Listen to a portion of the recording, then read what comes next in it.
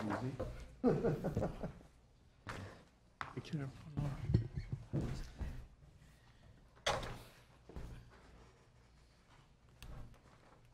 All right, we'll wait until, great, we are switched over. So let's call the meeting to order for the June 7th. It's a special city council meeting. May we have roll call, please? Councilmember Agajanian, Present. Rotman, Here. Devine, Here. Najarian, Here. and Mayor Kasakian. Here. May we have your report, please? The agenda for the Tuesday, June 7th, 2022 special public meeting of the City Council was posted on June 1st, 2022 on the bulletin board outside City Hall. All right, we have 2 items before us. Let's have the first item, please. Community development regarding 3-year economic development strategic plan. A, resolution to adopt and file the City of Glendale's 3-year economic development strategic plan. Mr. Galanian. Yes, thank you. Good afternoon, Mayor Kasakian, members of City Council. Since 2020, staff has collaborated with the former COVID Business Recovery Task Force and other business partners to develop a 3-year economic development strategic plan as a roadmap to address business challenges and enhance economic opportunities as we transition out of the pandemic. And I'm going to invite Sue Vang, our Deputy Director of Community Development, to share that plan with you and seek your feedback. Sue, thank you. Thank you, Mr. Galanian. Make sure. Good afternoon, Mayor Kasakian and City Council members. Shua Vang, Deputy Director of Economic Development. The item before you today is staff recommendation to adopt and file the 3-year Economic Development Strategic Plan. I'd like to kick off the presentation by showing you a brief introductory and overview video. Please take a look. Since its founding in 1906, the City of Glendale has transformed from a quaint suburban community to a thriving urban hub with a bustling downtown district. As the 4th largest city in Los Angeles County, located just north of downtown Los Angeles, Glendale has much to offer. It is recognized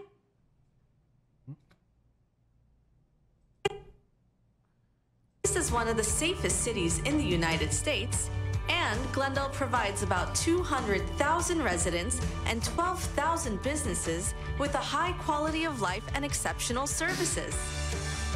Glendale is one of Southern California's most desirable retail markets. Factors that make Glendale one of Southern California's emerging regional tech hubs include 6 million square feet of office space, several high-profile tech companies and corporate headquarters, 2 exciting tech accelerators, and our close proximity to JPL, Caltech, and USC that can provide us with talent. Glendale's Economic Development Division worked with key businesses and community stakeholders to develop a 3-year strategic plan. Together, our team identified 3 guiding principles for Glendale's strategic plan: leadership, collaboration, and innovation. We took these 3 principles and crafted 4 priorities that will allow us to adapt and thrive in today's ever-changing economic landscape. Brand identity.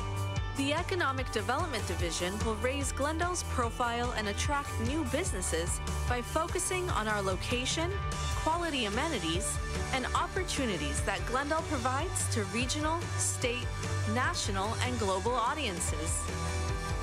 Business culture. Diversity, equity, and inclusivity remain a priority as we develop a business-friendly environment. Economic development will leverage resources to encourage more minority and women-owned business ventures and continue to support our existing business community. Innovation ecosystem. Economic development will continue to cultivate the city's innovation and tech industry sectors by building strategic partnerships and developing programs that will serve and strengthen our entrepreneur community. Entertainment and lifestyle. Arts, culture, and entertainment are crucial for a thriving city. Economic development will continue to build and promote Glendale's art and entertainment district to help sustain small businesses, attract talent and visitors, and strengthen our economy. Economic Development Strategic Plan will be Glendale's roadmap to ensuring the health of our local economy for years to come. We will continue to strive for sustainable excellence and diversity in Southern California. Since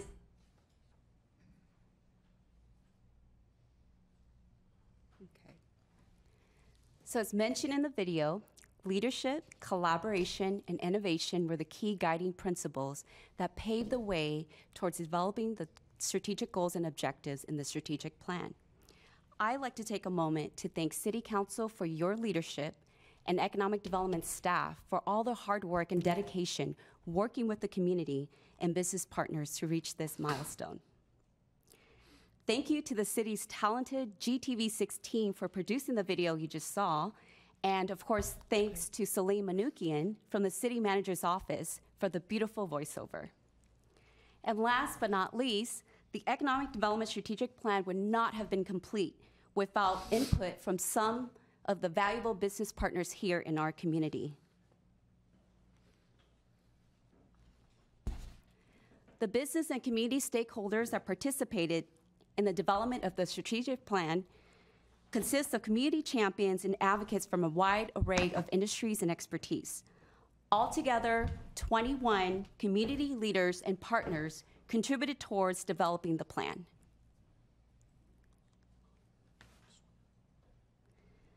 As you may recall, the task force was originally formed in May of 2020 to assist with business support and recovery efforts during the pandemic. We have continued to collaborate and nurture these partnerships through a series of meetings focusing on identifying key findings, areas of opportunity, and recommendations to guide the framework of the strategic plan. These key findings and recommendations were presented to Council in February of this year, where we also asked for your input on additional considerations to include as part of the plan.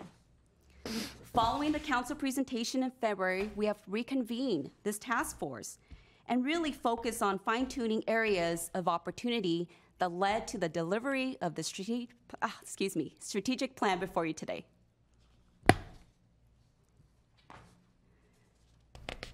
Before I dive into the details of the economic development plan, I'd like to take a moment to highlight the major key findings within our control that was previously shared with you all.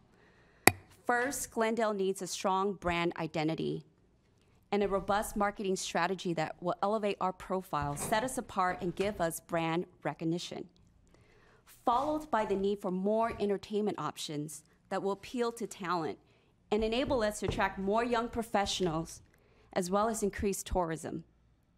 Creative placemaking is a critical element in achieving this objective, so reimagining public spaces and creating more vibrant urban centers throughout the city to help facilitate social connections and bring people of different backgrounds together will be instrumental in our pursuit of talent attraction and positioning Glendale as one of the best places to visit in the LA metro area. So why is the Economic Development Strategic Plan important? What is the purpose of it?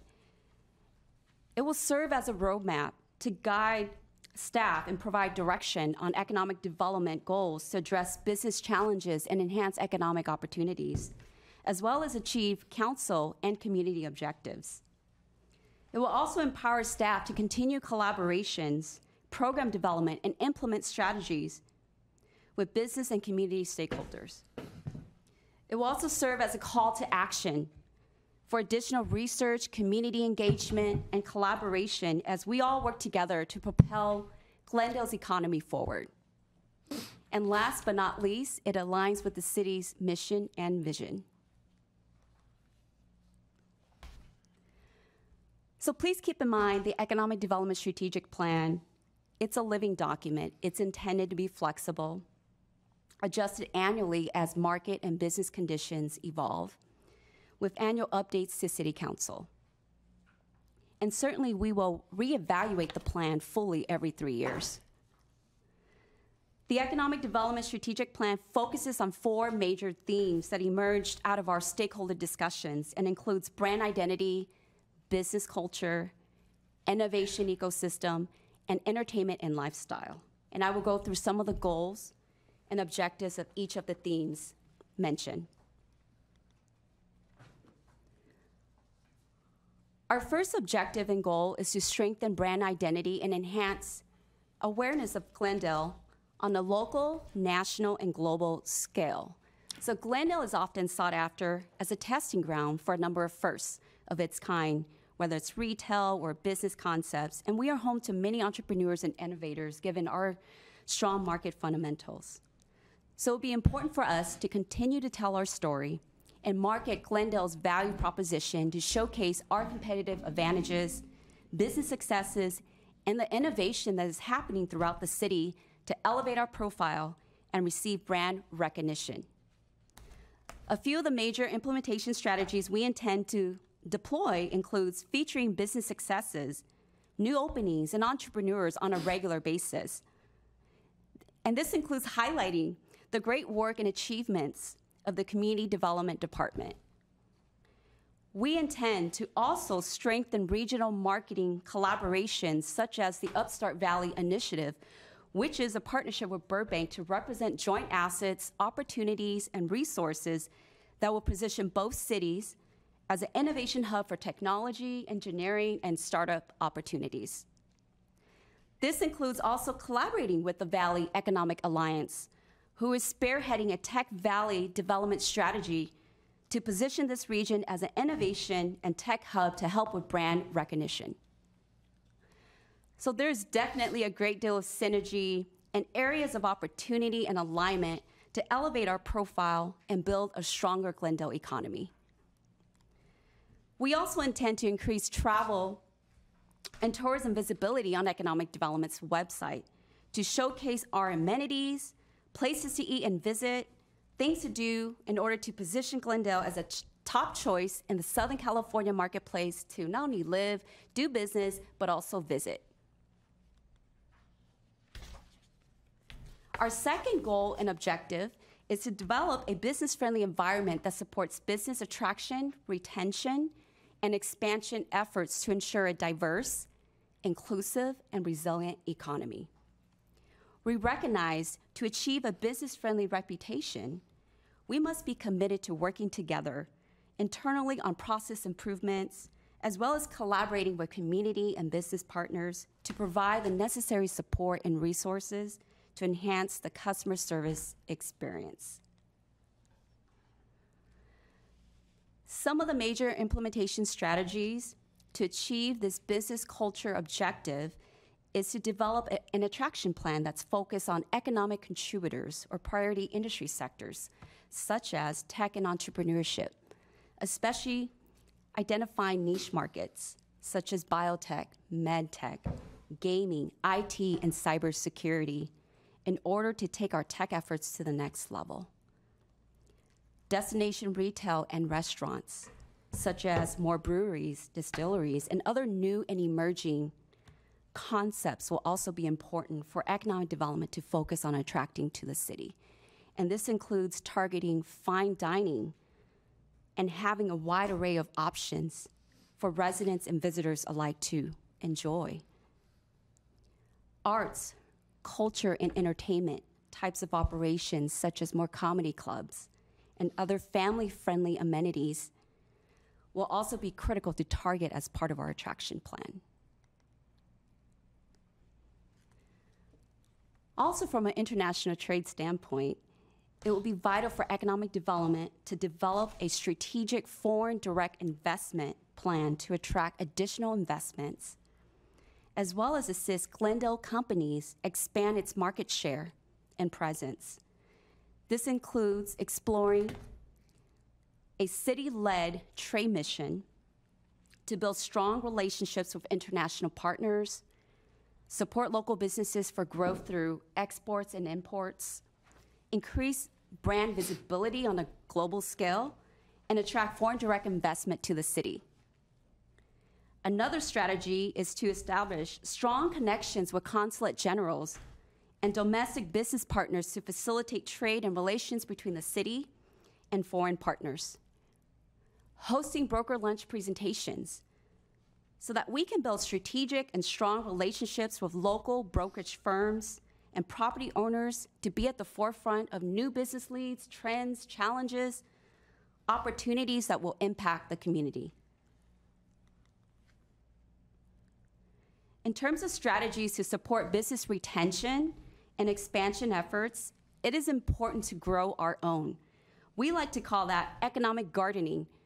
So we intend to seek inclusiveness and form partnerships and programs that create opportunities for all businesses with a focus on small, minority, women-owned, and other underserved or unrepresented groups.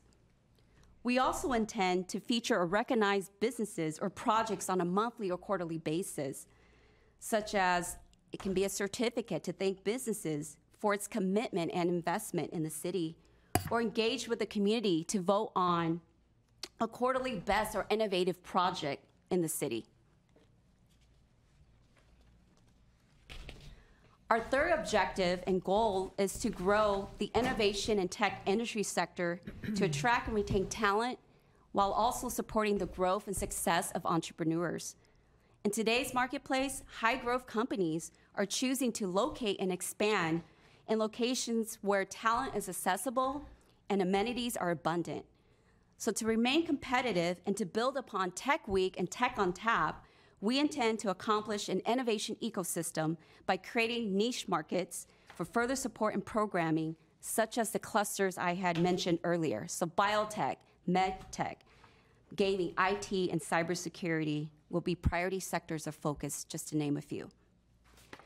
Further strengthening our partnership with Hero House, as well as tech companies, to engage with local and nearby education institutions, to tour students at our accelerators, get them excited, share information on opportunities and resources in order to attract and retain and motivate talent will also be very important. Providing support to businesses and education partners seeking funding to develop training, innovation, and entrepreneurship programs will also be very important. We intend to also implement an online tool that connects resources available to small businesses and entrepreneurs, and having a centralized platform that's accessible to all businesses is another priority. Our final objective and goal of the strategic plan is to grow the arts, culture, and entertainment sector to position Glendale as a destination city. To that end, we will continue to collaborate with library, arts, and culture to expand the storefront art program. You may recall we presented the recommendation of a VIP or day pass pilot program to entice visitors to come and experience Glendale and encourage local spend. We intend to launch this pilot program with the Greater Downtown Glendale Association, Montrose Shopping Park Association, and a variety of partners, including the Galleria, to test the model and, quite frankly, the success by offering perks such as a free custom car wash or free valet parking at the Americana, free transit or Beeline Pass get people from one location to another. We plan to also work with a variety of local restaurants and shops to offer discounts and special treats for consumers. We will also partner with local hotels throughout the city to market the VIP card, as well as produce marketing materials to promote our local destinations here. In addition, the idea of a scavenger hunt program with library, arts, and culture was brought up to encourage locals and tourists to visit our restaurants and other destinations with an incentive to receive, whether it's a free city-branded promo item or other prizes upon completion of the scavenger hunt. We would like to also explore the possibility of a tourism marketing or business improvement district to help fund marketing and programming so that we can amplify awareness of Glendale and promote the city as a top choice to visit in the LA metro area. We have also identified several key metrics to manage, communicate, and measure results and progress of the Economic Development Strategic Plan. I have a whole list of items there that we will rely on, such as number of jobs created or retained, number of new businesses, attracted to the city within each of the desired industry clusters I mentioned, number of tech tours and student placements, number of VIP or day passes purchased, sales tax growth, monitoring vacancy rates for office as well as retail, number of media impressions or digital engagement. So when we post ads or content, the number of times it is interacted with or viewed to help us measure impact, number of attractive, retained, or assisted businesses that are, again, small, women, minority-owned, or any other underserved or unrepresented groups to ensure equity, access, and opportunity for all businesses.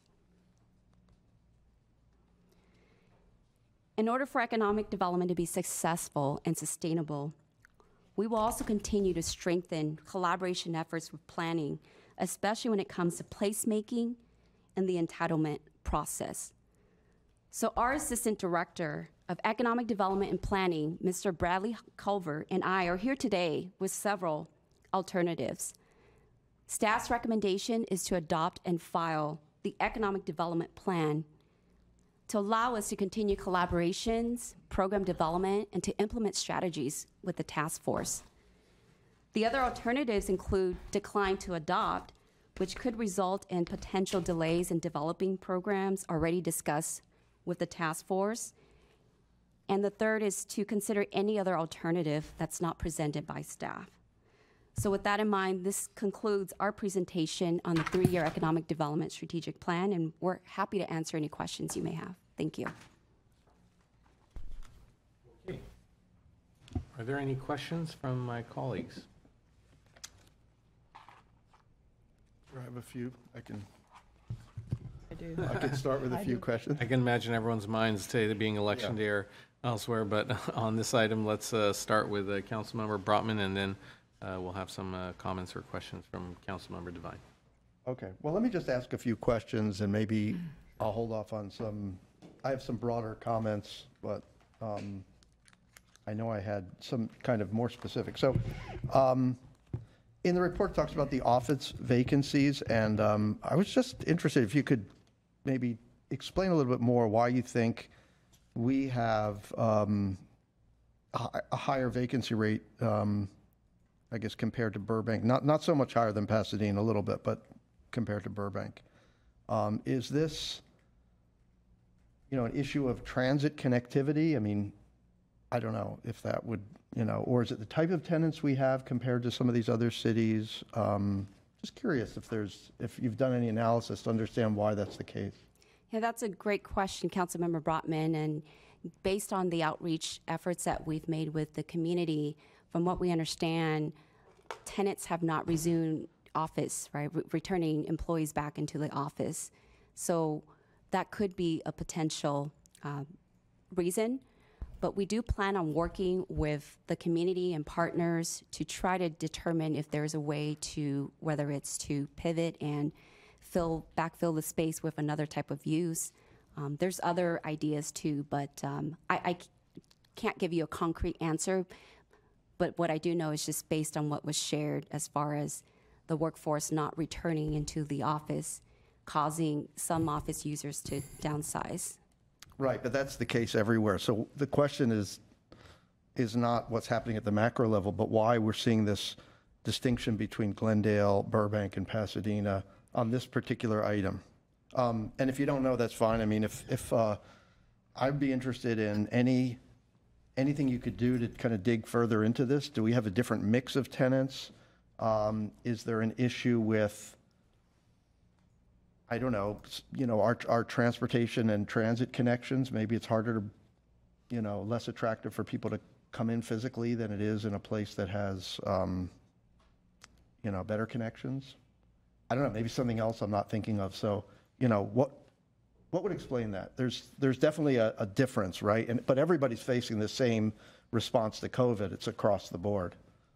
So anyway, that was one question. And then when I read about the section about hotels, I thought that was interesting. I didn't realize that we had so many fewer rooms than Burbank and Pasadena. I was surprised. Maybe I should have known that, but I didn't. I'm curious. Yeah, what are we seeing in the market as far as, the rebound in the hotel industry in general? And when do we think it might be an appropriate time for us to go and do that hotel survey that we've been talking about? I forget if there was kind of a set time frame for that, but I'm wondering if what you're seeing in the market means that maybe this is something we can consider doing sooner rather than later, or vice versa. Councilmember Brotman, in terms of the hotel hospitality sector, please keep in mind that Pasadena and Burbank, they actually have T-bids, right, to help in terms They have of what? T-bids, or Tourism Marketing Business Improvement District. And so it's an additional assessment where they're able to utilize those funds to market the city and to entice hotels to develop in those particular cities, which is why we are proposing the possibility of us working with our hotel partners and exploring if that could be a potential solution that we can capitalize on here so that we can grow the hospitality sector here. Mm-hmm. And that, what did you call it? Well, it's a business improvement It's like a district tourism, focused it's an on- additional yeah. assessment. Right, so it would be an assessment on property value, or would it be an assessment on rooms, or would it be, I've seen it where it's an assessment on where the hotel partners or operators, where they pay that directly to the city. I've also seen it where it's an additional assessment on the actual client that's utilizing the room nights. Mm-hmm. So I've seen it work both ways. Okay, and then they use that, you're saying they kind of plow that back into marketing? So it gets allocated back into, it could be marketing. I've seen some cities where they're able to utilize it for infrastructure challenges. Mm-hmm. Have we run this idea past any of the hotel groups? It was briefly discussed, and which is why we included it as a potential implementation strategy to further discuss. We have to look further and would be happy to come back and share that with council. Okay. Those, as far as questions go, I think that's good for me. right now. Council member, I'm sorry, Mayor Kasakian, Council Member Brotman, to respond to your second question about the hotel study. Oh, yeah. As you know, we were waiting to transition out of the pandemic Yeah. so that the hotel industry will have recovered some, and then we were planning on do the hotel study. I believe, and I'm confirming it right now, I believe it was fall of this year. Okay, That was yeah, the my question intended was plan. kind of, what trends are we seeing in the market? Does it make us feel like that might be sooner, or that may be later? Is this new wave going to kind of push this whole thing back? Just Good afternoon, Mayor Kasaki and members of the City Council. Councilmember Brotman, we are actually starting that hotel market study now to help kind of understand what that demand is, if that demand has changed. We anticipate bringing that back late summer, early fall. As you're aware, there was a hotel moratorium implemented. So the first step in that work was to conduct that market study. We're going to come back in a couple different touch points between now and November when that moratorium is set to expire so that we can discuss that market study and then look at the alternatives that we had discussed as well about what hotels should look like going forward, if that's conditional use permits, changing the incentive program, things like that. So we'll be able to answer more of those questions. We anticipate at the end of summer, early fall. so basically, you're saying there's enough of a recovery going on that you think we can get like reasonable data by looking at how the market is functioning today? I would say from a leisure travel perspective, yes, we'll be able to have some insights on a business travel perspective as well, but we'll understand more through this study itself if we're starting to see trends in recoveries. Okay, thanks. Okay. Councilmember Devine. Thank you, thank you. Well, I must say, I think you hit the ground running, didn't you? Sure, yes. Well, this is a very robust plan with a lot of moving parts. One of the most impressive statements in the report was that optimism is an overriding theme for Glendale business leaders as they look into the next year, and I think that's very, very important. Now, to get to my questions and comments, you mentioned a couple times about the website and online tools, et cetera. I just want to encourage you to make sure that these are easily accessible, easily understood, so that if businesses go to this website, they can they can use them, fairly easily and not get caught up. On the business culture objective 2, I just have a question about the arts, culture, and entertainment, the comedy club, and this is just an off. How's the comedy club on ARTSOC doing? I mean, is that something that's successful and that we should look into bringing more into our city? Do we have any information on that at all? I do actually, Mayor Kasakian and Councilmember Devine. So the Comedy Club was actually recently recognized as one of the top places to see a stand-up comedy in LA area. And so we're really excited to hear about that achievement. We continue to work closely with the ownership there, Sean. He's been very wonderful, and he's been very gracious for council for us to create the ARCSOC Creative Program. And so there's a lot of momentum there, a lot of activity, and he's really, really excited. Okay, and he's successful there. Yes. He's getting people into the club. Absolutely. Great. The scavenger hunt you're talking about for, getting people excited about the city, that's for pedestrians. I suggested this several years ago, but it was in a car, and I thought it would be fun. And I don't know, can't remember if it was with the Commission on the Status of Women or or if I was on council at the time, but I mentioned we should have a scavenger hunt where people get little gifts from each place that they're on. But you're thinking of pedestrians so that they can walk and kind of learn about our city, and that's good. Okay. For the robust marketing, are you planning on hiring a consultant? I know we did that at the Airport Authority, and it has boosted our market recognition a lot, extremely. Is there any plan to do that? Is that part of a budget, or do we have funds for that if we decide? Yes, that is the intent, is that we would bring on a marketing expert PR to help us tell our story, right? I mean, it takes a collective effort, not just the city, but even our amazing businesses here, right? Word of mouth, we need them to also give us, in terms of, why Glendale is such a wonderful place to do business, right? So we want them to echo the same sentiment as what we've been saying, how wonderful Glendale is. It speaks volumes when it's coming from the business community. So that is the intent, that we will bring on a marketing representative to help us get connected with media and, again, tell our story. Okay, great. The business owners also mentioned childcare as a concern, a major concern.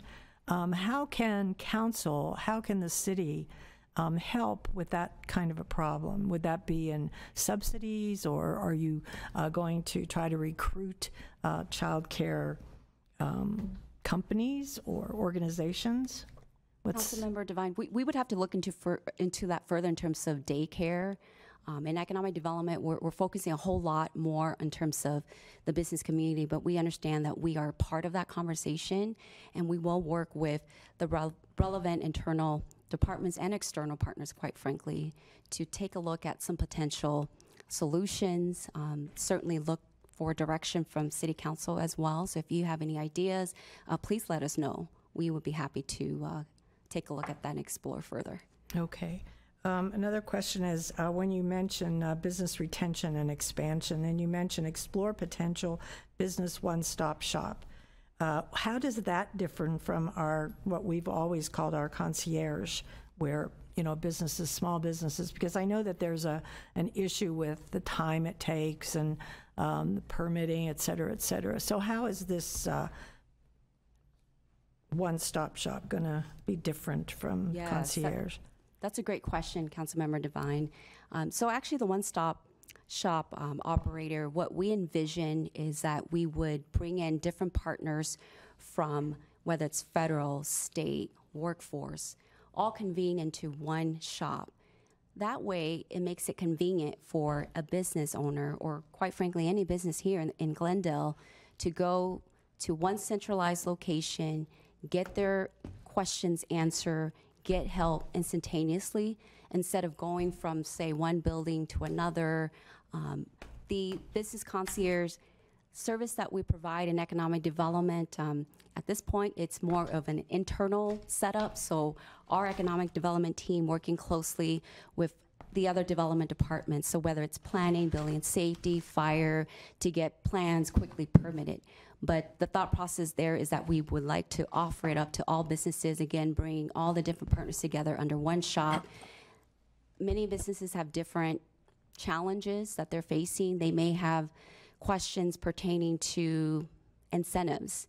We have a good relationship with the Governor's Office of Economic Development as well as the federal government, where we can, get them, point them in the right direction, get them their questions answered right away.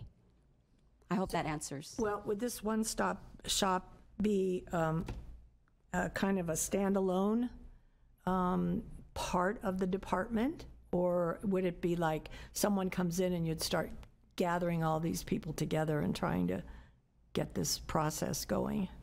We're still looking into avenues in terms of housing, an actual facility or building, maybe even exploring city-owned assets, vacant buildings, possibly along ARCSOC with the vacant units there. It's not vacant right now. Let me take that back. But if it does become vacant, we love to come back to City Council and provide you with a plan in terms of what we would recommend. So one example that I'm envisioning right now is, again, the one-stop shop, where we bring all the different partners together.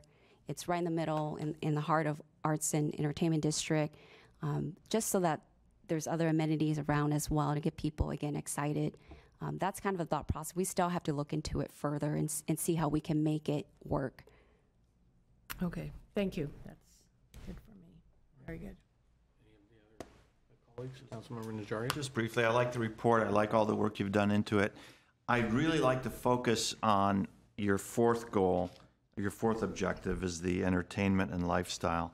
We used to have, this is just in the last minute, very nice dining establishments, Il Gazebo, Farniente, Jack's, Harvest Inn, Milano's. Those were all white tablecloth restaurants, which would cater, let's say, to the executives who are in town, and they could have their dinners or their lunches. And we've lost those restaurants. We really have not had anything backfilling them, except for the ones in Americana. We've got, Bourbon Steak and Amici and maybe another one coming in. But on the whole, we're missing that variety. We've got a lot of restaurants, but they're on that lower tier, that middle tier, if you will. And I think we need to really up our game and bring in some higher-end dining establishments that'll help you, generate and cultivate the workforce that you were talking about, one of the earlier objectives. So that's something I'm concerned about, and I'd like to. I know it's not for lack of trying. I know that your predecessors have tried as well, but I'd really like to see some of that. And we've got great new places, Chess Park, which is more casual dining, but something a little more formal. The white tablecloth, I think, is the term economic development people use. And I would be very excited to see some advancement in recruiting some of those restaurants. Thank you, Mr. Mayor. I don't have any question. Thank you. All right, well, again, I want to thank you also for the report, and I know that we have some comments here. So before I give my questions and we'll wrap up with my comments, I'd like to actually first go to those who have been patiently waiting to address this topic. We have one person here in the audience with us, and we have one caller. So, Mr. Lemo, if you want to come forward, you are here to speak. Are you here on behalf of the Downtown Glendale Association? Yes, Mayor, thank you, and thank you, council members. I am here on behalf of the Greater Downtown Glendale Association. We are, at the very least, extremely supportive of this plan for a variety of reasons, but I'm only going to focus on a few so that I can be respectful of your time. The collaboration with the business community has been extraordinary, and it's been through the COVID downturn as well. We've been meeting for 2 years, and everyone's opinion has been handled. Sometimes the Zoom meetings were a little lengthy, but everybody got to weigh in, and I could see from the report that everybody's comments were actually recorded and played back. One of the biggest strengths of this strategic plan is that it took 2 years to gather data for a 3-year plan. And I think that's very important because we gathered data during the time when businesses faced the biggest challenge.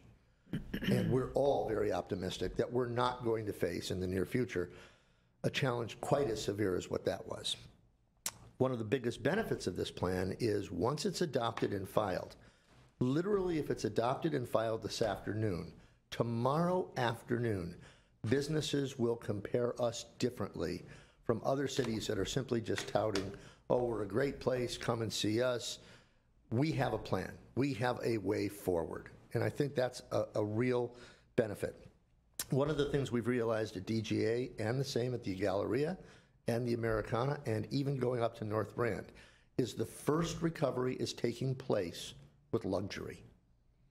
We may not like it. We may not think that that's most convenient for everybody, but that is what's leading the way. It's leading the way in hospitality. It's leading the way in restaurants.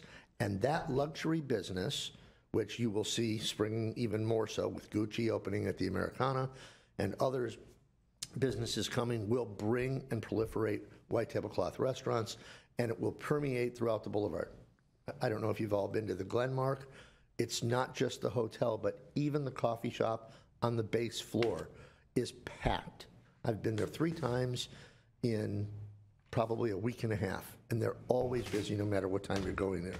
So that synergy we have to take advantage of. When people say, well, what about our office? There's a tremendous difference in the office here and the office in Pasadena. One of the changes is it's easier to do business here. People used to joke. I used to hear them joking at the counter. If Noah would have come to Glendale to build the Ark, it would have never been built in his lifetime, and probably not in his kid's lifetime either. There's a different attitude in Glendale now, which has become truly more business friendly, not just to welcome a business into City Hall, but to say, okay, let's find a way to get you to a yes instead of telling you no. And that's a big difference for business, and that will permeate. A lot more comments, but If you have a few more, you can wrap up. just very, very quickly. What's important for us to keep in mind is having a plan, especially what I understand is a living plan, so we're all, especially you, but all of us are going to be able to tinker and change it as we go on, is job number 1. Job number 2, we need to take advantage of the input of all businesses. The small business input on this plan was extraordinary. And lastly, I do believe, as has been the result of the Greater Downtown Glendale Association, I do believe that even 2 years ago, 3 years ago, 4 years ago, when we first spoke with hotels, they did want a tourism district. And the newer hotels absolutely are willing to assess themselves to spend money. Lastly, we have money set aside for welcoming people back to Glendale in the budget of the Greater Downtown Glendale Association.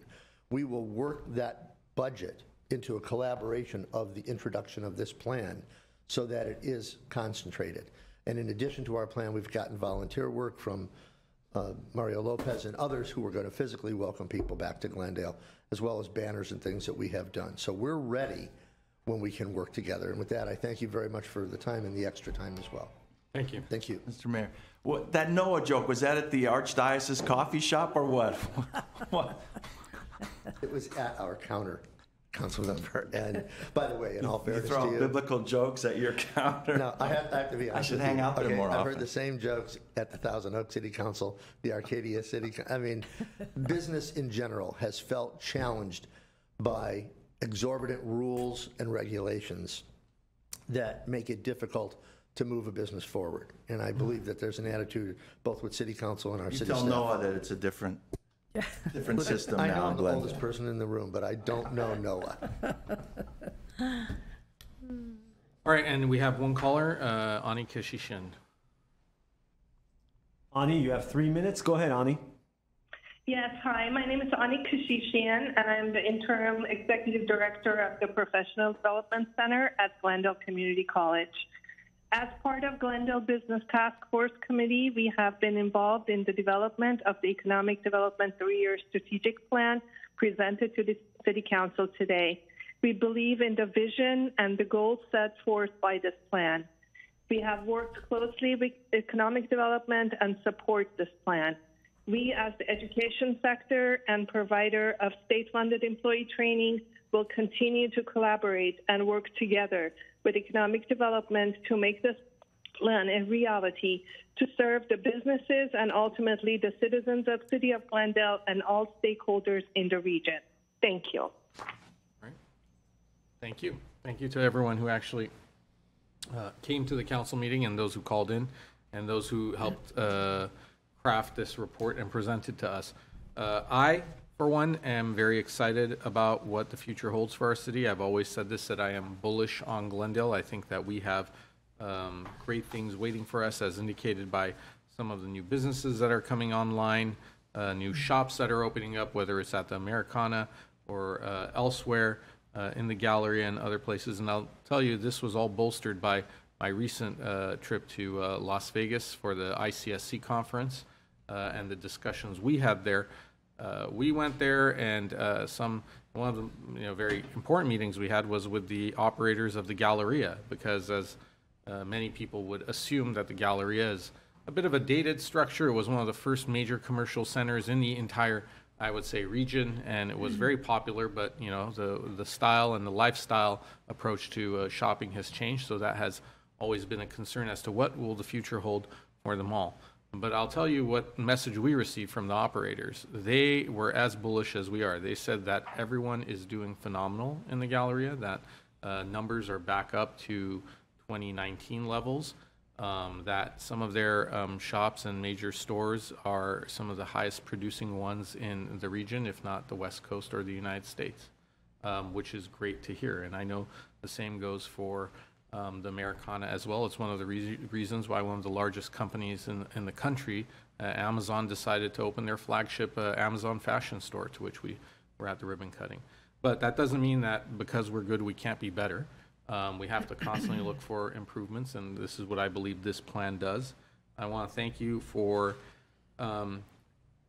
cooking into this those key performance indicators. What I don't wish to happen with the key performance indicators, which has been something that agencies do in other cities, has been done here in the past, is we take these KPIs and we use them as an opportunity to pat ourselves on the back by only looking at those areas where we're doing well and ignoring areas where we may slip up. If they're going to be key performance indicators, let's look at them as a whole, and if there's areas where we falter, let's show that and share that with the council and the public so we know how we can correct, adjust, and move forward.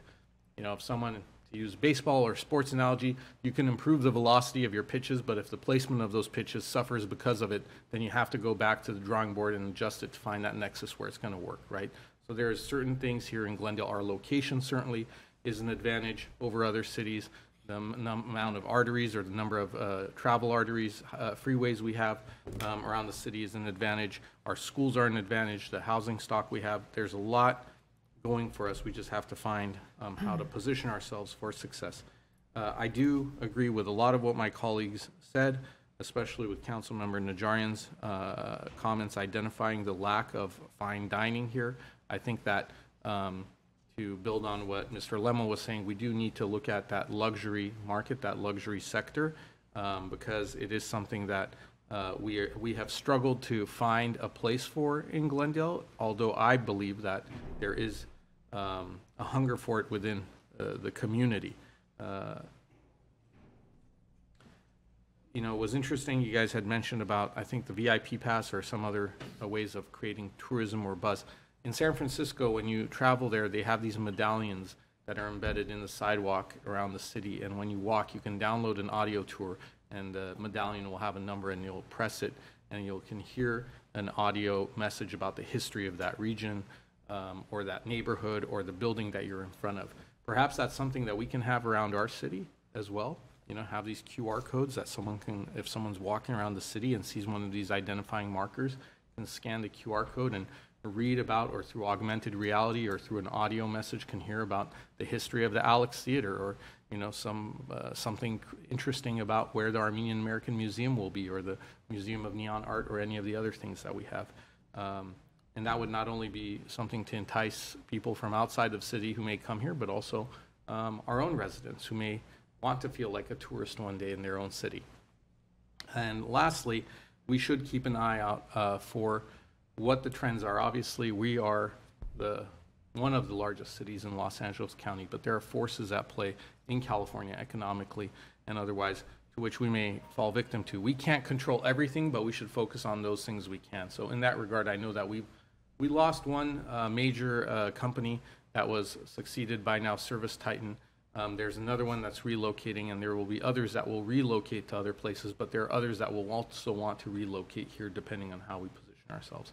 In as much as we do have some companies that we have here, to keep those lines of communication open, have someone interacting with them, making them feel like they have a stake, asking them, what are we doing well, what can we be doing better, so we have them here for a long time to come. So those are my comments. I have nothing else to add besides saying thank you. I will now entertain actions. Yes, Councilmember Brotman, you have any comments? I haven't made my comments. I just had a few questions before. So, yeah, first of all, I think this is a good, solid, robust report. Thank you. And it looks like a lot of work went into it, and there are a lot of good ideas in it. You know, I don't want to take away from that, but I, you know, often try to look for where the holes are. Well, not so much holes in this case, but I just want to emphasize something that probably I and maybe others talked about when we first discussed this is I still think, you know, the best way to develop your economy is to get the basics right. I mean, all these things around branding and VIP passes and free car wash, you know, all these things around the edges are great, and I know that's what you do and that's what you're supposed to be doing, but we want to get the basics right. And there's one quote which as I was reading the report, I thought really was good, and it said, under where it talks about innovation ecosystem, it said, in today's marketplace, high growth companies are choosing to locate and expand in locations where talent is accessible and amenities are plentiful. To remain competitive, it's incredibly important for the city to continue to attract appealing amenities, create more vibrant urban centers to include pedestrian-friendly and walkable areas, as well as offer a variety of housing options, robust public infrastructure, and connectivity. I thought that really hit the mark in that what we really want to do, I think, well, a couple things. I mean, I think one thing is we want to make it easy for businesses to set up and initially, and that involves a lot of the permitting and licensing process. And I'm glad to hear Mr. Lemo say good things about that. I hear a lot of frustration with businesses trying to get set up, trying to do basic things. So I think we just need to focus on that. I think that's core, you know, to be able to make the process less painful when somebody wants to come in here. I hate when I hear, you know, business person saying, you know, it's so frustrating, I'm thinking of leaving. You know, now people throw that out, and they generally are not going to leave, but still, we don't want to hear that. So I think there's that. But I think the other piece of it is doing all the things that I know we're talking about doing to kind of make Glendale a more walkable, kind of modern urbanist city. And so I just think that's something we really need to focus on. Young, creative talent is what's going to drive our economy. Businesses need these people, and you're going to bring these people in if you have a city that's cool, if you have a city that's modern, that's forward-looking, that's innovative. So some of the things we're doing, like looking at the Verdugo Wash and Space 134 and some of these other concepts, I think are really powerful. That's really what I think is going to, at the very highest level, drive our attractiveness as a place that people want to be. I do like to mention the reference in the report about, I forget what you call it, like new business centers. I kind of think of them as new villages, right? We have our downtown, and then we have the Montrose area, which is kind of a village, and we have Kenneth, which is a village. And we've talked about this in the past. I really would like to see us, you know, look at how we replicate this in a few other areas. I think Adams Square is an area where there's a lot of support in that neighborhood.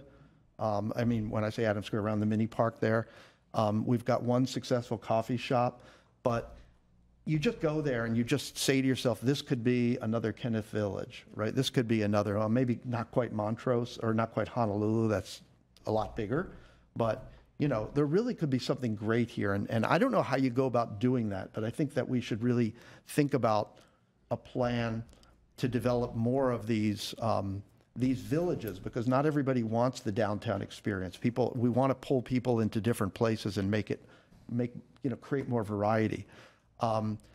Another area which I've talked to Mr. Galanian about many times is kind of the area around Glendale College. It's a very dead area, but you've got this great college. Yes, it's primarily a commuter college, but who knows? I mean, I know there's been talk in the past about student housing for international students in particular. Could that be a little kind of vibrant college town kind of area, right? Right now it's a lot of surface parking lots, and there's just not much that you're going to want to see if you're walking there. It's kind of anti-walkability in that location. So that's another one. Other ones, San Fernando, Victory Boulevard. I think there are a lot of areas where we could maybe put together plans to think about how we can kickstart some interesting, new kind of areas that are going to attract people, and we'll get different kinds of businesses in those areas. Like I think some of these smaller areas, like Adams Square, maybe like Victory. Others we may get not the white tablecloth kind of restaurants, but more of the bars, more of the entertainment, more of the kind of stuff that's going to appeal to the younger crowd. So I like that was mentioned. I'd like to see us really work on that some more. I'll wrap up just to say that with the metrics, I like some of them. Some of them I think I'm not so sure about. So jobs, of course, net new business, or it says new business. It should be net new business, right? Because we want to measure exits as well as entrance. Vacancy rates, sales tax, and other revenues, those are for sure. Things like number of tours and VIP passes and media impressions, I think those are more kind of for internal. Those are internal metrics, but those are more things that you're doing. It's not really the end result, right? The end result is we want, the jobs, the revenues, that kind of thing. So I'm not that interested in some of these more micro measurements. One other thing I would like to add, and I brought this up before, is this measuring kind of the percentage of our workforce that lives in Glendale. Because I think one of the things we can do is if we have these great jobs we're creating here with great talent, get, as much as possible, enable those people to be living here so that they're also part of our economy and part of our community, and giving back into our, nonprofit sector and all that. So that's something I would like to measure, whether it's part of this or something else, I don't really know. And I don't know, I might have a little bit more organized thoughts if it weren't election day, but I just got to reading this yesterday, so I'll leave it there. I think you did well. Thank you. Councilmember Devine. Thank you. I just want to piggyback on something that the mayor mentioned, and that was our contact with businesses after they've been established. And the fact that we had a program previously called GRIT, where some of the council members and our members of the staff from economic development went and actually visited the businesses, explained to them what we had to offer, what we could do for them, how we could help them. Do you have any suggestions? Get their feedback. And I don't know, I know Councilmember Agajanian and I went once, and but I went by myself several other times. But me too. The feedback and the appreciation that these businesses felt, that we took the time to visit them and say, what do you think? What do you want? What do you need? Was really valuable to them.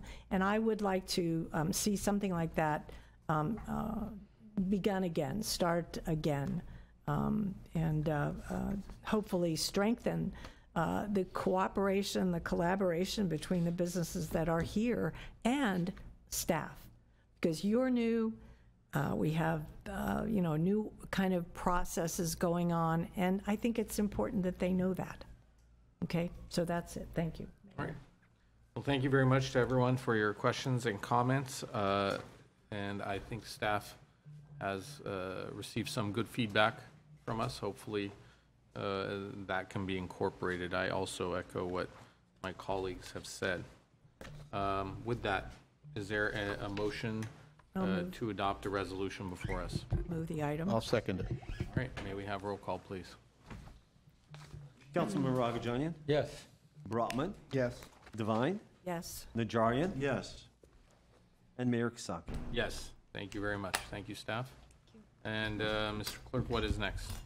Next item is 2, community development regarding streetcar feasibility final report. Motion to note and file. Glendale Streetcar Feasibility Study Final Report. B, a motion providing direction regarding next step to advance streetcar feasibility study. Mr. Galanian? Yes, Mayor Kasakian, member City Council. The feasibility study that's going to be presented to you has been in the works for a while, with the authorization from council to hire a consultant to help staff in putting this report together, with the purpose of evaluating a modern streetcar system that will serve as a high-capacity transit corridor linking the Larry Zarian Transportation Center with downtown Glendale, adjacent neighborhoods, and business districts, for that matter. And Mr. Bradley Calvert, our Assistant Director of Community Development, will present to you the findings in the report, which will include some alternative routes, the potential costs, and the estimated ridership. Mr. Calvert? Thank you. Good afternoon, Mayor and members of the City Council. As noted, this kind of represents the conclusion of our feasibility study. The report that was included with the council report includes that final draft. What we're going to go through today is a discussion on the route alternatives.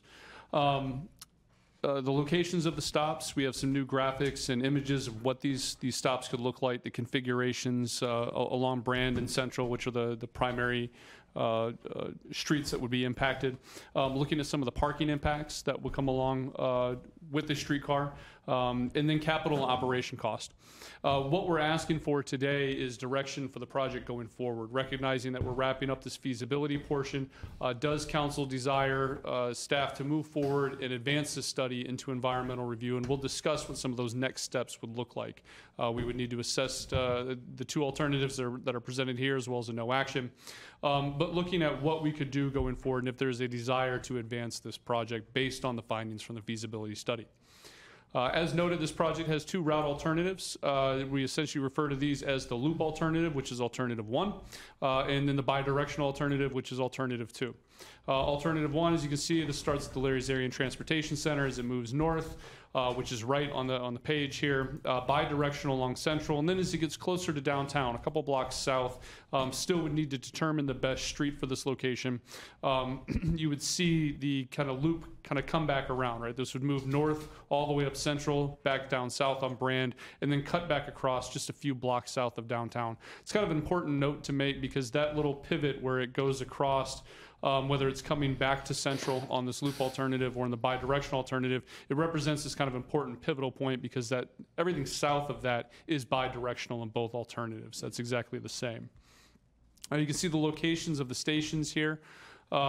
Really looking at kind of major activity centers, major employment centers along the route. And this is an example of a cross section. The top image here is the existing. This is looking really at kind of Brand Boulevard and what this would look like from a loop alternative, recognizing that you would only have one direction going down Brand, and that would be in the southbound lanes. This would be running curbside. You can see that kind of 11-foot wide lane. This would be shared with automobiles. It would not be a dedicated lane, but it would run curbside and would have impacts to parking. Brand is known for its diagonal parking. It's kind of considered a Main Street community identity feature in many ways. This would change that. We would be looking at making parking parallel in some locations. In some locations, parking would be eliminated with stations. It really depends on kind of that segment along Brand that you're looking at. One of the benefits of the loop alternative is that you do kind of mitigate the impacts to a single street. Right? We're not digging up both the northbound and southbound lanes on Brand, which would really duplicate and double those impacts to traffic during construction. There are some disadvantages, which we'll go through here shortly, in terms of a loop alternative, because it's not quite as user intuitive for people, especially if they're not from Glendale. If we're looking at Central, again, this would be going northbound, so you can see that this would actually be on the outside of the parking lanes. And this would be the segment that would be running north along Central before it would curve its stalker and then come back down southbound. This does represent an opportunity for us, though, to also make some other changes as part of the transportation infrastructure. If we look at a location like Central, where we have a bicycle lane, which is a Class 2 lane, it's dedicated, but it's not protected, really kind of looking at this dig once philosophy. If we were to go in and do the streetcar and make these changes to the street, this is a great opportunity for us to take that bicycle lane and put it inside the parked cars, providing a buffered lane, so it's safer than what we see there today. But again, there are some challenges with this loop alternative.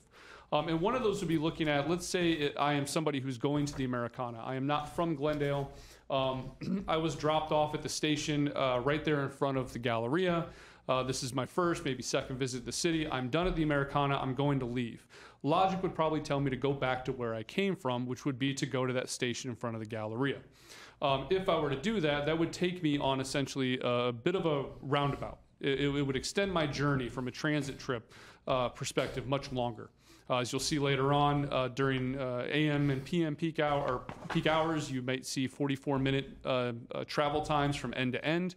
And the reason why this happens is because, again, you're not familiar with the system. Most people would look at a system and you see that in terms of rail stations, they go both north and southbound, would be on the same street or even the same station, depending on the kind of system you're using, streetcar, light rail, heavy rail.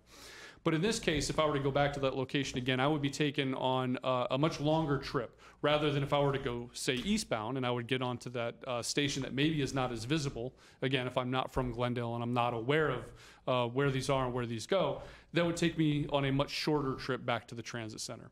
That is one of the disadvantages. There's a couple examples around the country where this has been done. Largely, it's been done because of lack of right-of-way space. Not so much because of the temporary construction impacts that have been done to streets. Prior to moving out west, I worked on the Atlanta streetcar. We actually had to do this configuration because of right-of-way, and we saw this challenge come up many times. It primarily ran through a tourist district. It ran through a place where people from suburban cities and other communities were coming to visit, and they would essentially kind of get taken on this extended ride because they weren't familiar with which station they should get on, because this isn't quite the most user-intuitive manner. Ridership, we estimate, and again, these are pretty broad ranges. These are numbers that would need to be refined in any additional study, but we're looking at somewhere between 1,400 and 3,800 riders per day from Alternative 1. Construction costs being about $250 to $300 million. Operation costs, we're looking at about $7 million. You'll see a slight variation in that when we get to the bidirectional alternative, and also a slight variation in the ridership number. Overall construction cost is the same regardless of alternative. Same number of stations, same miles of track. And this is just an example of what that could look like. You can see the streetcar in the distance there. We'll have some other examples of what the different station configurations could look like, and then some other examples along Brand.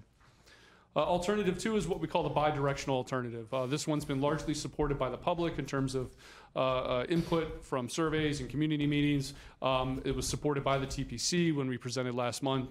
We'll go over their input here shortly. But this is kind of the most straightforward, user-intuitive. As you can see, everything kind of south of downtown is the same as Alternative 1. It runs bi-directional up Central before it cuts across, and then runs bi-directional on Brand all the way up to Stalker, and then at that point, the train would come back down south. Essentially, the operator would move from one end of the car to the other, and then the train would come back down south. This makes the most sense, because if I were to ride northbound and get off the train somewhere on Brand, I would be able to see my southbound station directly across the street. I know exactly where I would need to go in terms of coming back to my point of origin. Again, same kind of configuration for the stations, same number of stations. This would be pairings instead, so you see less names on this map, but these would just be pairings, so you'd have a northbound and a southbound station. A section example from Brand, you can see, depending on where we're at, this makes changes to parking, so you can see that the parking is converted from angle to parallel as you look from the existing and the proposed sections. Again, shared lanes, with automobiles. We would see some changes in some of the lane widths in some cases. That would be the case for both a few feet off here, a foot off there, to really kind of create enough room for the streetcar and to really kind of recalibrate our lanes and make sure that they can handle all modes of transportation. Section along Central, this is largely the same, again, just bi-directional. This is for the points south of downtown. The impacts to parking here are not as significant. This would be using one of the existing drive lanes, which again would be shared with automobiles. And this is just an example of rendering from a potential station location in downtown on Brand. The stations are pretty straightforward. They can come with a number of different amenities. That's something that would need to be just kind of configured and worked out as we advance through the study on what kind of things would be priorities. This could include anything from weather protection to public art, obviously fair vending machines, trash cans, benches, things of that nature. But these are largely pretty straightforward, extended curbs in most cases, and we'll show some plan views of those shortly. Ridership's expected to be a little bit higher on this alternative, 1,500 to 4,000 per day. This is largely because this is our commercial corridor. This is our entertainment corridor. There are more people using this and coming to this corridor on a regular daily basis, visitors from other cities. So we do expect those numbers to be higher. Construction costs, $250 to $300 million, again, roughly the same. Operating costs would be just a little bit lower, $6.6 million. Really the efficiencies of the kind of bi-directional route, but it's a pretty insignificant number when we're looking at both alternatives here, a pretty modest difference. Stations, this would be a typical bump out station. This would be located close to intersections. You can see essentially this just extends the sidewalk out.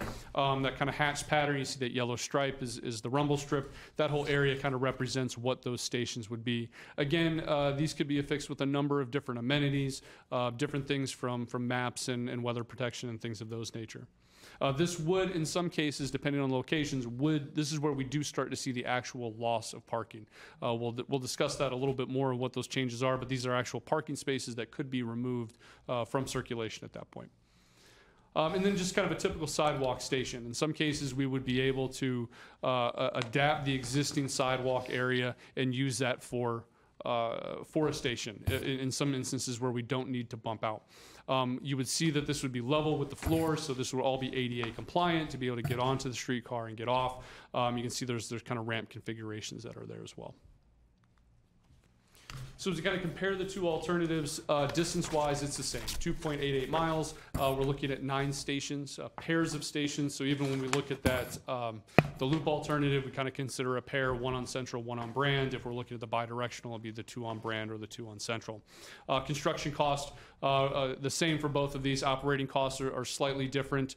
Ridership, you can see just kind of a tick higher for the bi-directional again, because we are kind of going down our major corridor. This is our major entertainment and location for visitors.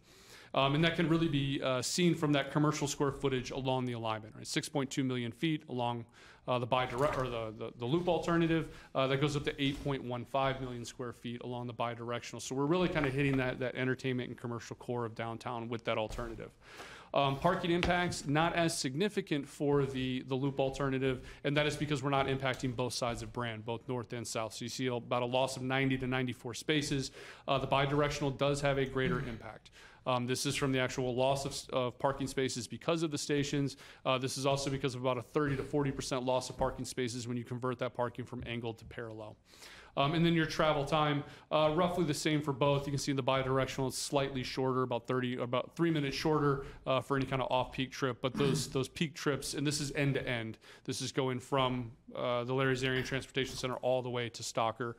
That travel time can be different depending on someone's trip.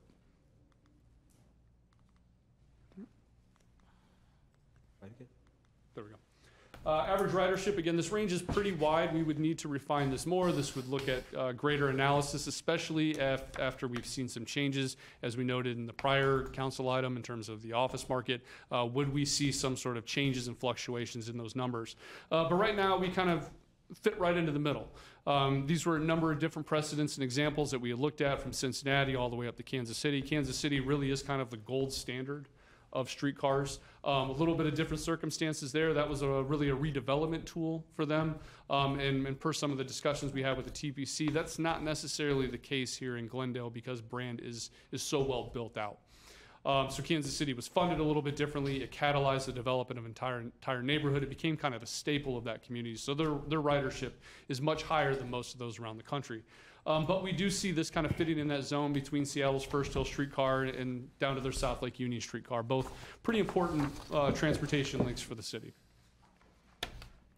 May I ask a question? Yes, Quick go question. ahead, Councilman. Back on that last slide, Kansas City, there was an excerpt from this book, Walkable Cities, that Mr. Galanian sent around. I think they mentioned that Kansas City, it's free. They have not charged a fare, that is correct. I'm not sure if they changed that recently, but pretty much all of the examples that you see here at least started with free fare. Yeah. Some have continued, some have changed that to $1 or $1.50. Okay, I'm wondering if, how much, does that make such a big difference? I mean, they're up there. Is it because it's free? I would say probably not, and I say that because Seattle is not, they're not that far behind. Atlanta is free, and their ridership is significantly lower. And that is through a very, very dense urban environment as well. It can play a role, and it's actually recommended as part of this feasibility study that if we were to launch a streetcar, that we do start with a free fare.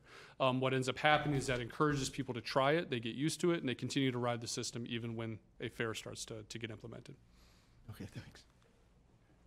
Some other additional considerations, the operations and maintenance facility. This is a very important part because these trains need to be parked, maintained, cleaned somewhere. Really right now, one of the most viable locations that we see is at the Larry's Area and Transportation Center with the parking lots that are there. There are some challenges there that we would need to investigate further, largely because we do receive state funding. We are required to provide that parking at that transit center. If we did anything with any kind of maintenance facility, we would need to replace that parking somehow. You'll notice that there's a pretty big delta between the estimated construction costs that are in these slides, and then as it goes upwards of 400 and some million in the actual report, that's giving us a buffer in the event that if a parking garage needs to be built, construction cost changes, things of that nature. That's why you see such a large contingency, if you will. Because if we were to move forward with this facility, parking would need to be replaced in some fashion or another at the transit center. This also would consider a transit hub. If we were to move forward with Space 134, as you recall, we came back just a couple months ago with that. We're going to continue down the path of investigating the alternatives we have now, but also look at a modified alternative, which could still incorporate some element of a transit hub. One thing I'll also mention that I failed to mention earlier is that the other reason why the bidirectional alternative has been identified as a preferred is that it avoids any kind of conflicts with the BRT. The NoHo BRT would ultimately come down Central. That wouldn't necessarily conflict if the train is going north and the bus is coming south. But on the northbound side, we would have to see likely some sort of shared space or taking more right away for the two alternatives or for the two modes. But even more importantly, what we're going to see is some redundancy, which would probably eat into some of that ridership that we would expect. So that number may change because of that. And that's also the reason why the bidirectional is a little bit more of a preferred alternative as you move another mass transit mode onto a different street. And that's really what we wanted to look at as part of that next phase as well. What are those kind of potential impacts? Is there some sort of symbiotic relationship between these two transit systems? That was something that was very important to the TPC. If we were going to move forward with the streetcar, that it should not preempt other transit alternatives, that it should somehow work with them well, connect with them well. We should find opportunities such as maybe a transit hub, even if it is a block away, but finding alternatives and finding means to be able to make these systems work together so that they're not kind of these discrete travel paths, if you will. Again, some of the feedback that they had, considerations of the impacts to the B line. And really this is kind of a priority trade-off that will ultimately be a council decision. This does overlap with an existing B line route. Is that something that we would like to replace? Recognizing that kind of trade-off in terms of cost. There is an attractiveness to streetcars that buses just simply haven't had, but it doesn't mean that buses also can't achieve that same kind of success if we were to make any modifications there. It really comes down to whether or not there is a desire to replace that existing route with the streetcar. Most likely we would not see running both systems on the same path. It really doesn't make a lot of sense in the same fashion. Running the BRT and the streetcar on the same route doesn't make quite a bit of sense. So they had a preference for alternative 2. Some other nuance and details that they appreciated, like the ability to be able to bring bicycles onto the streetcar, was something that they appreciated. Establishing that relationship with the bicycle transportation plan, improvements that we make there, and the PED plan as well, with the locations of stops. And again, kind of ensuring those strong connections with other mobility options, BRT, Metrolink, some of the enhanced bicycle facilities we may see that come with the BRT, but also just through our bicycle transportation plan that we'll be updating. And then they really encourage kind of identifying creative funding resources. You heard the reference to Kansas City's streetcar. That was actually a point of discussion during the TPC meeting. It would work very similar to a bid, as we heard in just the last council item, is that you would have local developers, local property owners, local businesses contributing to this in some fashion. That could be through sponsorships, through an assessment. That would take a lot more research and work for us to understand whether or not that could work. And the reason why I say that is, again, either corridor, these are largely built out. When we're looking at a project like Kansas City, that was largely an underutilized area. So that streetcar unlocked a lot of development potential, so it made sense to be able to pull in that revenue to help fund it. But that doesn't mean that that's the only creative funding strategy. There are a few different alternatives in this report, all things that we would need to investigate further if we were to move along with the project. So what this study would look for in the next steps, again, identifying those funding sources to advance the study is going to be key. We're not here today to ask council to allocate funding. If council wished to move forward with this, we would seek alternative options, outside funding to move forward, but that would include engineering, environmental review would need to be done, design refinement. There's still some investigation and research to understand. Often when projects like these are done, you find that there's a number of different utilities embedded in the street that can drive cost up. Investigating those things earlier is better. That helps keep our costs down. And then advanced analysis on parking, the overall construction and operating cost. Again, utilities, as I mentioned, there's a lot of work to be done around the operations and maintenance facility, and then really honing in on those ridership numbers. So that concludes my presentation, and I'm happy to answer any questions. Yeah, I have one question, and that's about the length of time it takes to get from point A to point B, and end-to-end travel time. Why does it take that long? Is it because of the number of stops? You know, I just assumed when I heard, trolley or streetcar that it was going to be faster than your normal bus, but it seems like 44 minutes in the morning, 50 minutes in the evening. That's a long time. I would note that that's end-to-end. So right. If we're really looking at riders who are coming from the transit center to, say, the employment center in downtown, that time would be less. High 20s, low 30s maybe would be that travel time. Part of that is, yes, there are stops. So, at each point they have to make a stop. People have to board, deboard. So it does create some delays in that. But also it is still sharing space with automobiles. So it will still be subject to traffic conditions. Oh.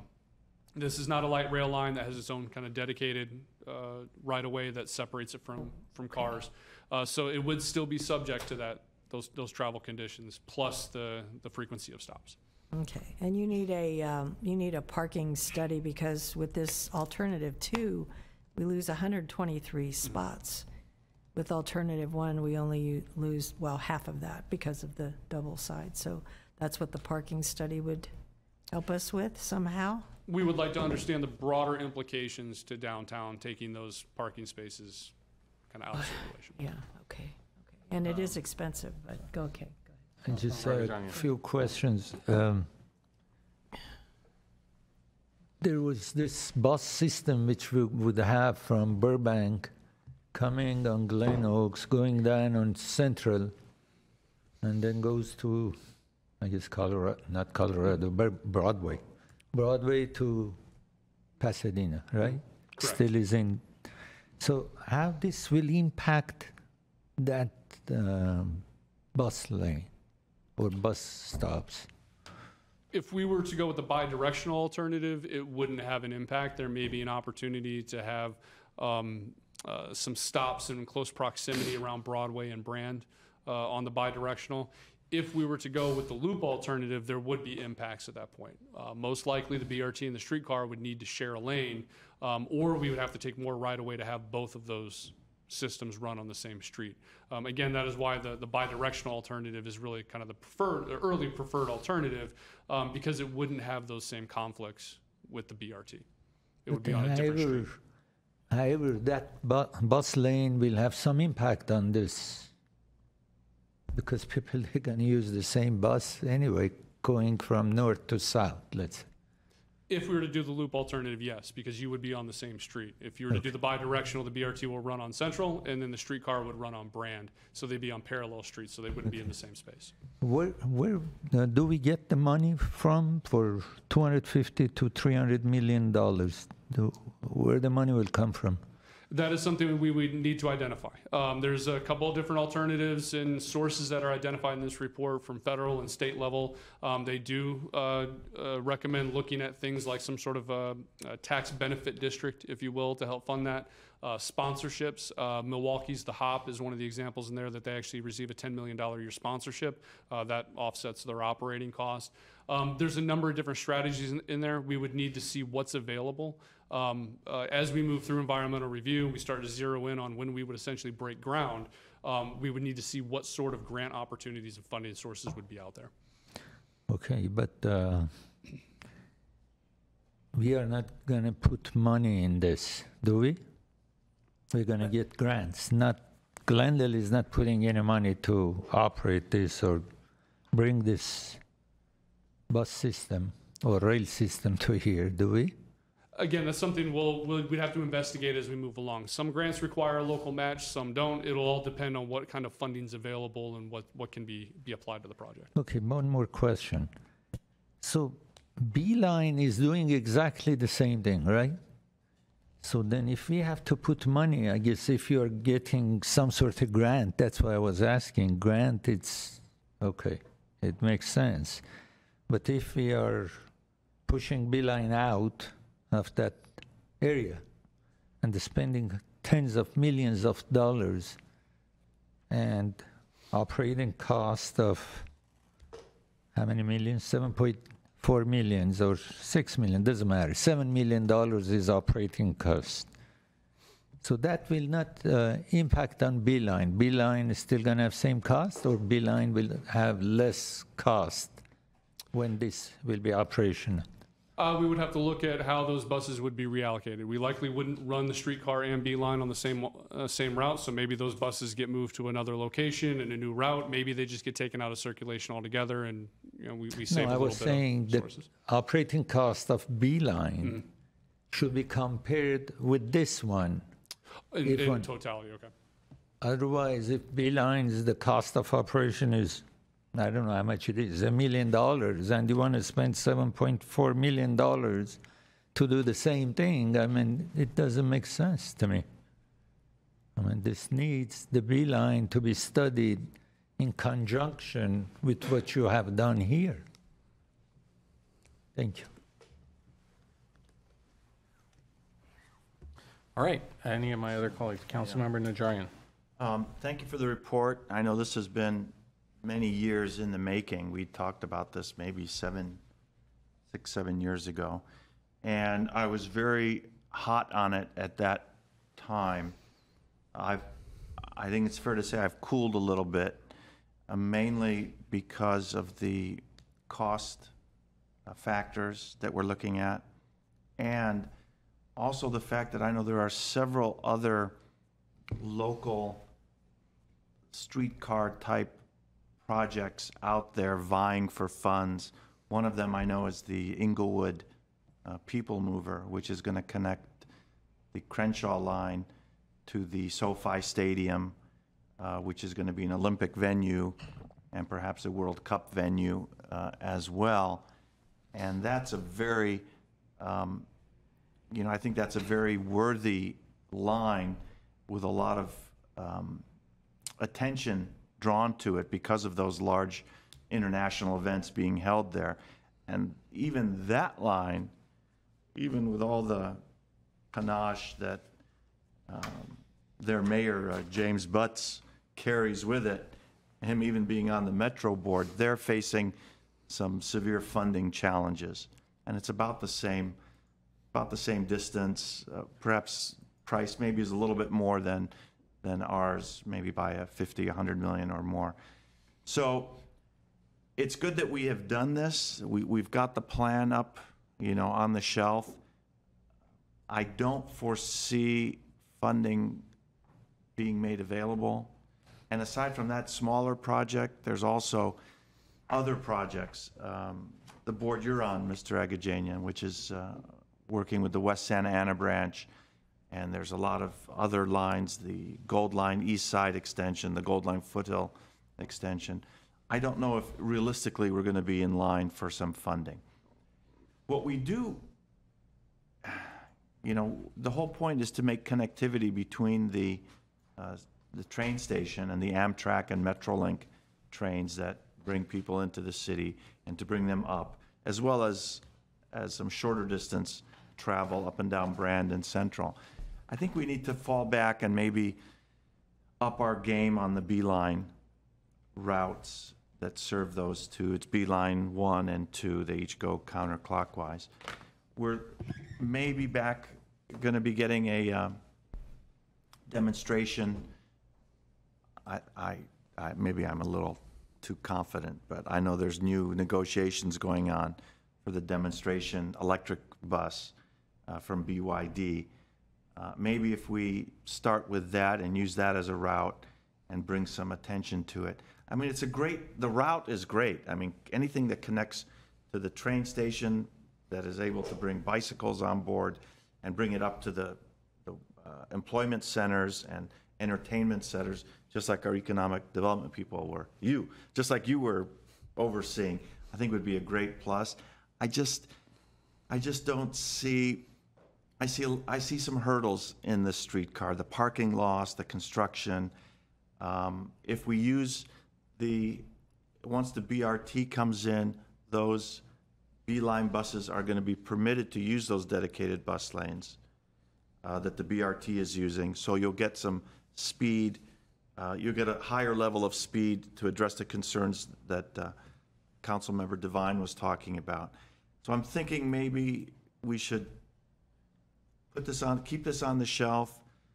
In the event there's some great funding that comes our way, but maybe focus on beefing up and making our connection to the train station with our B-line system, or whatever we want to call it. It doesn't have to even be called the B-line.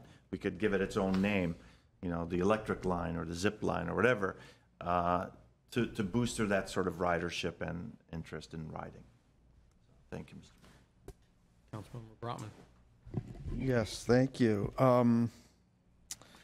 So I think I agree with a lot of what Councilmember Najarian just said, not about the funding because I don't have any insight into that, but I mean, I love transit projects, and when you see the pictures, it looks cool, and I'm sure there are people who would not get on a bus that would get on this just because it feels different, right? But I'm kind of skeptical. I don't think there's a real clear use case for this. It's as part of our transit strategy, it's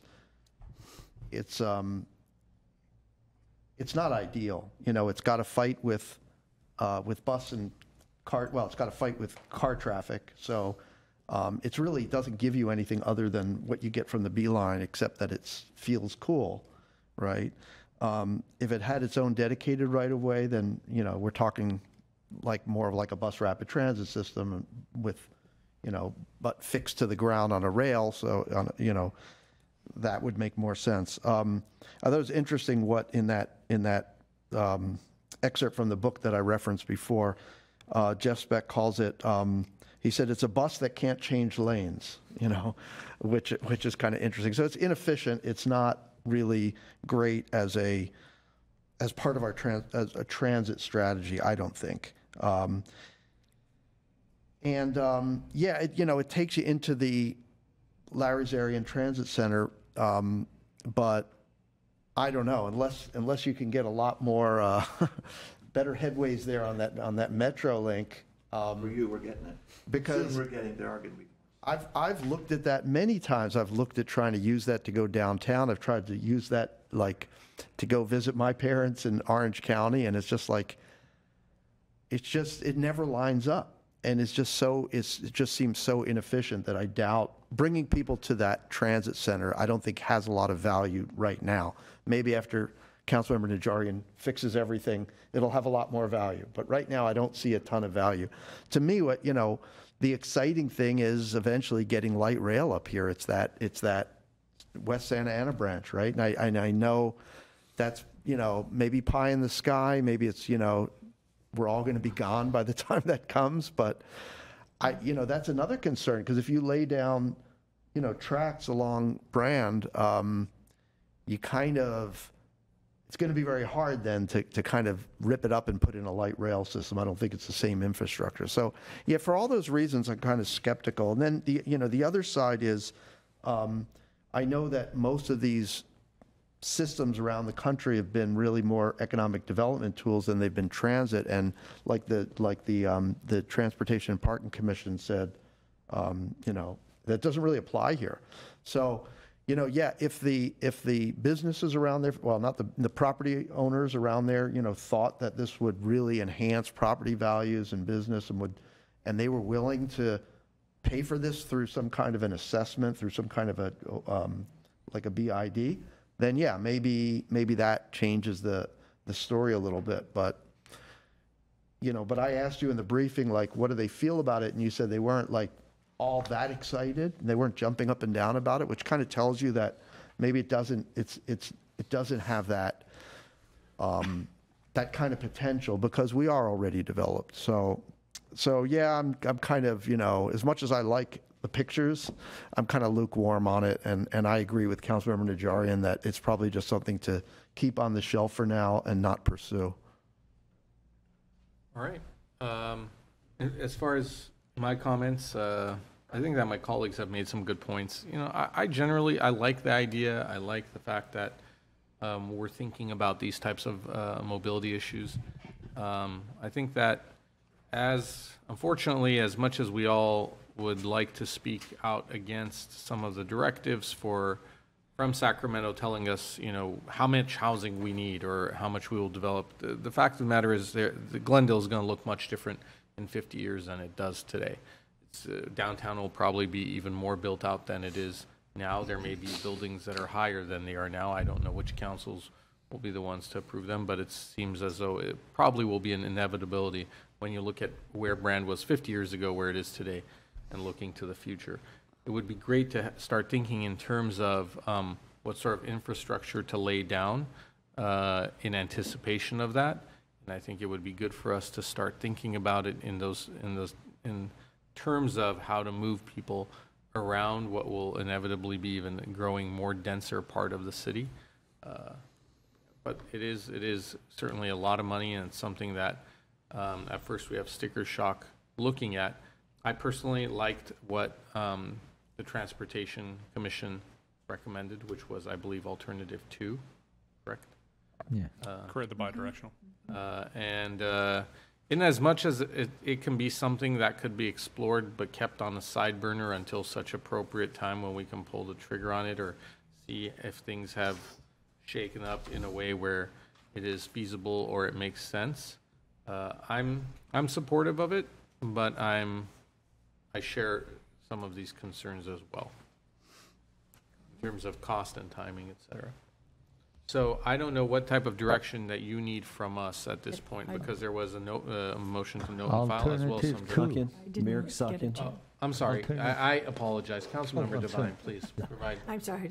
I just asked the question, but I just wanted to say that when our residents and people all over, I guess, the world are looking at transportation, they're looking at efficiency, they're looking at reliability, and they're looking at speed. And as far as I'm concerned, this doesn't meet those qualifications. Also, I think we're being asked today about issuing funding probably for another study, which would be, as I've been told, another $1 million. So I don't know if I'm ready today to approve a study that's going to cost an additional $1 million right now, especially after I hear that funding for this kind of a project would be difficult to get in the first place. So I'm not willing to approve it right now as well. Yes, Councilmember Agajanian. as has been mentioned here, EcoRapid also is fighting for dollars. Of course, that's different project, but it's very difficult now to get money, $200 million to $300 million. So that's why I would like to offer alternative 2 at this time to move based on alternative 2. There's a motion to support moving forward with alternative 2. Is there a second? Mayor Kasakian, there is a caller. Oh. Okay, let's take the call. Catherine Yurka, you got 3 minutes. Catherine, go ahead. Ms. Yurka? Catherine?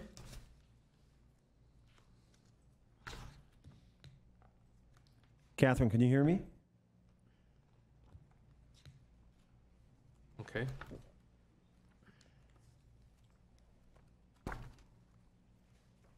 All right. There was a motion made by Councilmember Agajanian. Is there anyone that wishes? Mayor, so the items on the agenda are to note and file, or, and there's a separate motion to provide direction to staff. So is the motion to The provide direction to staff is, by Pursue. Councilmember Agajanian, was to pursue alternative 2. Cool. And we're waiting for a second on that. Before we note and file, because we can always note and file the report. And it doesn't, I would have a substitute motion. okay. Which I Well, for lack of a second, I think Okay. that first motion will die.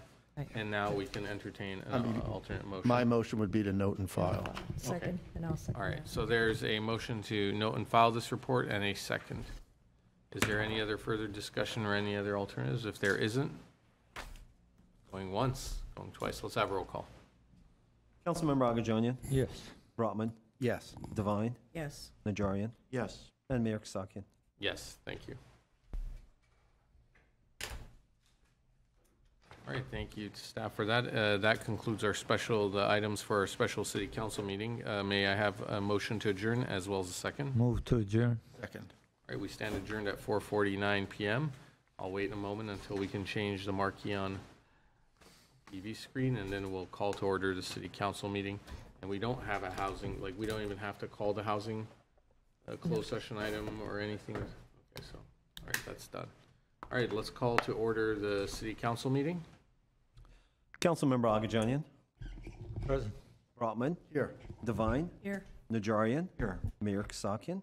Here, let's have the closed session items.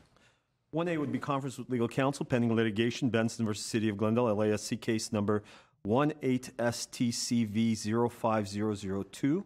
B would be conference with labor negotiators, the city designated negotiators attending the closed session are Rubic Olanian, Michael J. Garcia, Jillian Van Meiden, John Tucktayan, Amy Martin, Jason Bradford, Carl Pavlidis, and Laura Kelty.